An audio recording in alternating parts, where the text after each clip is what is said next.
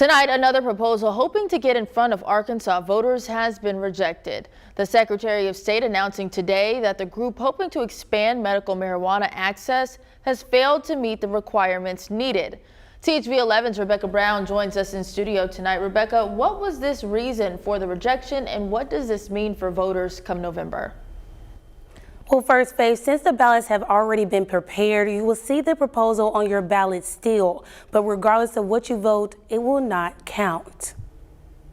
There is no removing those issues off the ballot at this time. You just won't see the results now on election night. Just weeks away from early voting, and the Secretary of State John Thurston took a group seeking to expand medical marijuana access by surprise. Monday, he announced Arkansas for Patient Access fell short of the signature requirement. While this may have been a surprise for some, Pulaski County Election Coordinator Amanda Dickens says it's not uncommon for it to happen this close to Election Day. It happens, like I said, just about every general election when we have all these issues on the ballot. The amendment would have expanded the list of qualifying medical conditions for medical marijuana and allowed more medical professionals to approve patients. But to make it on the ballot, they needed to have more than 90,000 qualified signatures. Arkansas for Patient Access, or APA, says they submitted more than 150,000. But in a letter sent to us by the Secretary of State, he says during the group's cure period, only 10,521 were valid, putting the group at just over 88,000.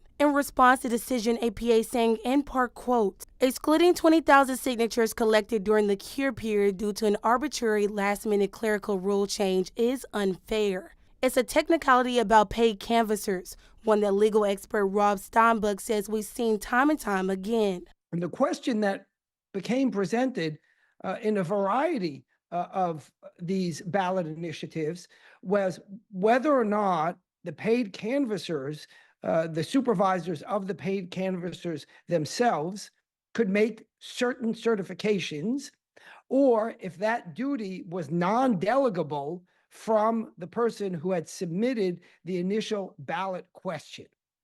And that has not been resolved. Steinbuck adding that this is similar to what we're seeing right now in the casino amendment. So that's what remains the open issue. And since it remains open at the Supreme Court, the Secretary of State said he won't count those signatures unless he's told otherwise by the Supreme Court. After Thurston's announcement, Arkansas for Patient Access said they will pursue legal action. We have the full statements from the Secretary of State and APA online. Reporting in the studio, I'm Rebecca Brown. All right, Rebecca, thank you. It's a good time to remind you that the deadline to register to vote is now just a week away. For more on how and where you can register, we have that info on our voter guide online at thv11.com, or you can text the word vote to the number on the bottom of your screen, 501-376-1111.